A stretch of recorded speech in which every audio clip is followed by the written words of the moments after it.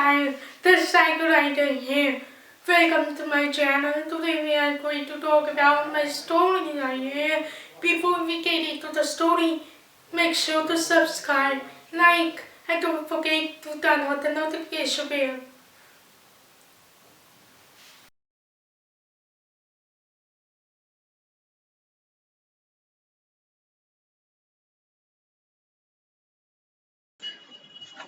I was in my 20s when it all came back to me. I was with three of my friends in Miles' apartment. He decided to host a small party since none of us had any plans for the night. Ron, being a true sidekick, brought home a box of beers. The apartment to me looked like an old shabby building with 30 old stories. All the windows were covered in pipes. The rusty signboard glowing in the amber flag line. Faith Lab above Wade Arlington apartment established 1940. We put in the elevator in the 7th floor of the building where Miles stayed. And just as the door opened, we saw Miles eager to show us his place. His living room was small with a kitchen to the left side and a room to the right side with a bathroom next to the room. It was dark and there was just a candle burning itself out to power cut off. We got a chair with a small staples at the window. Miles said as he sat down. The wind coming through the windows and balcony was pushing, and there was some old wood pile right outside the apartment, overlooking the jungle. It was pushing to say the least. During the night. We did what any bunch of 20 years old chatted our way through the night. Suddenly enough, we could see that there were lights streaming up the ceiling.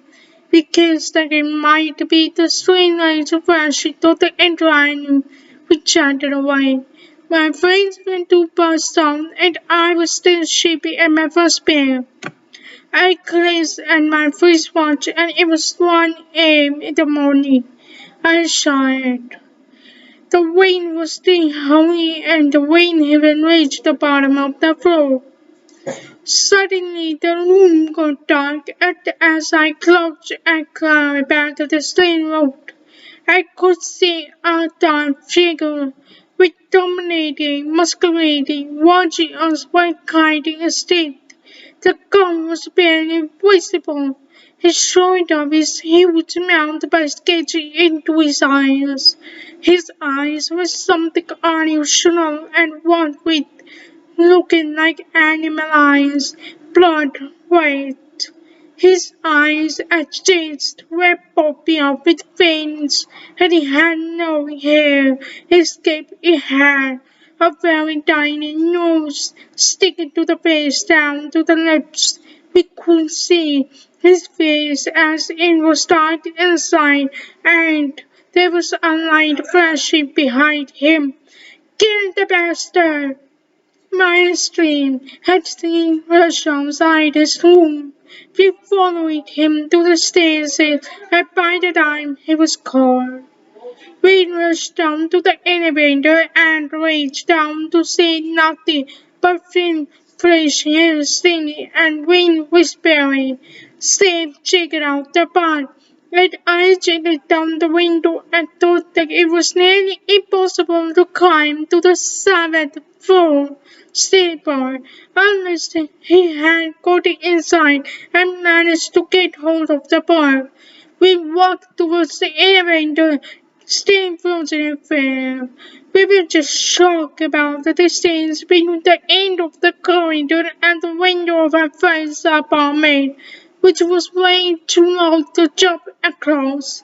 We speculated upon the mysterious figure that we never got to know. How did he even manage to get the hold of the bar?